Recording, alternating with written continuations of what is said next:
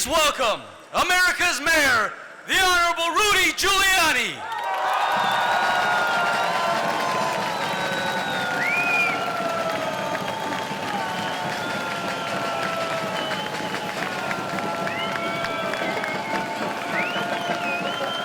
Thank you very much. Thank you.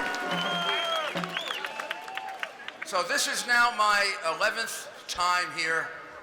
Someday, very soon, they're going to be gone. The way the Soviet Union was gone, the way the Berlin Wall fell. And the day after, people will wake up scratching their heads saying, how did this happen? It happened because the people of Iran are in a process of revolution right now. Please cover it. Show the demonstrations. Show the signs saying, down with the ayatollah, down with Rouhani. Can you imagine how much courage it takes to hold up a sign in the middle of Tehran in which you say, down with the ayatollah? It's not like us. We can hold the signs that we want and nobody shoots you. In Iran, if you do that, the best that will happen to you is you'll get arrested and tortured. But they do it anyway.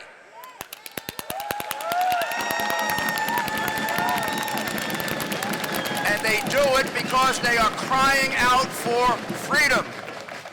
And we are here to let them know, because I guarantee you that my good friends in the NCRI and the MEK, I guarantee you, you will be seen in Iran today. You'll be seen protesting, demonstrating rather, for freedom. Are you with?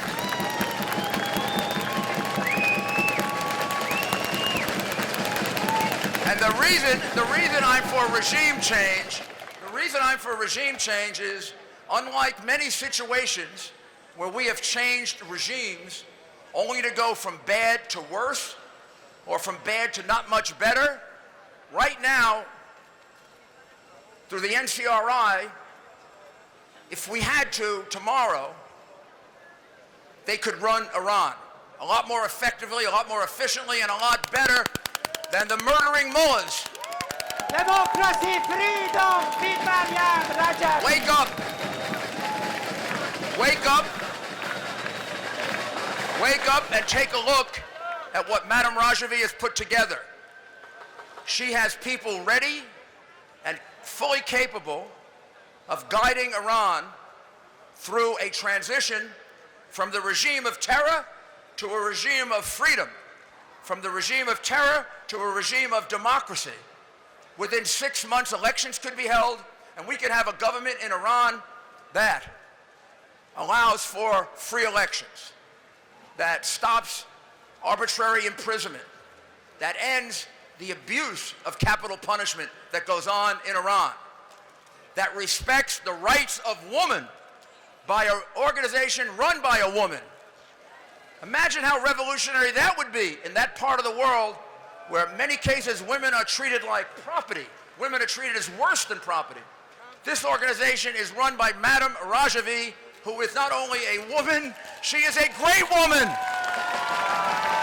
Democracy, freedom, with Madam Rajavi. Democracy, This is my own opinion.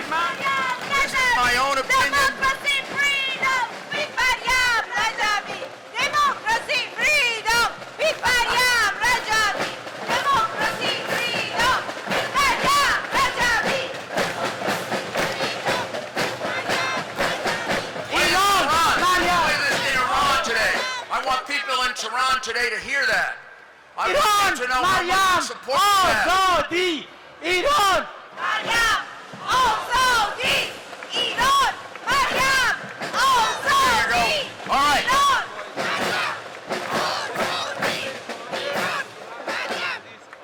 And this is just a little sample. When we were in Paris the last time, do you know how many people we had? And I really hope the American news media picks this up, because except for a few very, very intelligent journalists, most of them missed this. You know how many people we had in Paris last time? There because they want to replace the regime in Iran? 100,000 people! Change, change, change. Change in Iran. Change, change, change. Regime change in Iran. Change, change, change. One last Regime thought. change in Iran. One last thought. Since right across the street we have the United Nations, and because the heads of state, or the number 2, are here in New York City right now, hopefully they'll hear this tonight. I hope. I know some of them. I respect them. But there's something that they are doing, not all of them, but some of them, and I'm speaking to them. They should be ashamed of themselves. Here is what they would all say, whether we're talking about France or some other country in Europe. Who's the biggest sponsor of terrorism in the world? Iran. Do you give money to Iran? Yes, they do. Are you giving money to terrorists? Yes, you are. What I'm telling you is, this is an estimate, for every $1 those European governments spend in Iran, 50 cents on that dollar is going to murder people, to terrorize them, to take away their rights.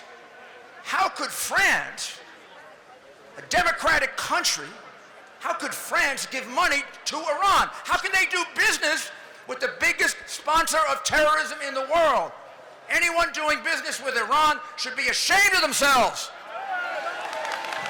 Anyone doing business with Iran is supporting murder and terror, the oppression of women, the oppression of minorities. Stop it. Stop doing business with Iran, and the mullahs and the murdering ayatollah will be gone in a flash. They'll be gone quickly. And even if you don't want to do it, don't you realize they're going to be gone? This kind of tyranny never, ever lasts forever. People seeking freedom, when they rise up and they protest, even though they're going to be murdered, they are going to win. And we're going to make sure they win. And we're going to overthrow the regime of terror. Change, change, change! And when they do,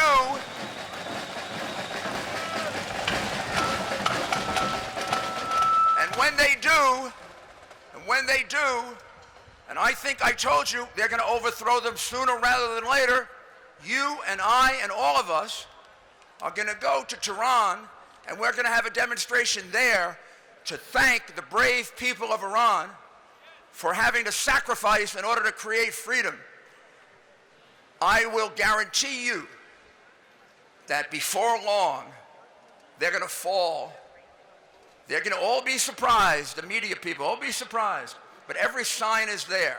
But the most important thing I want people to know today is there is an alternative.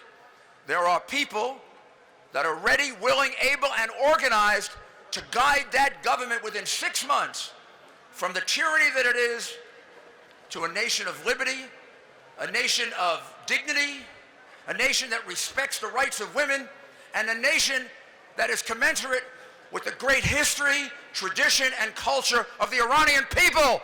God bless you. God bless Madam Rajavi. And I will see you in a free Iran.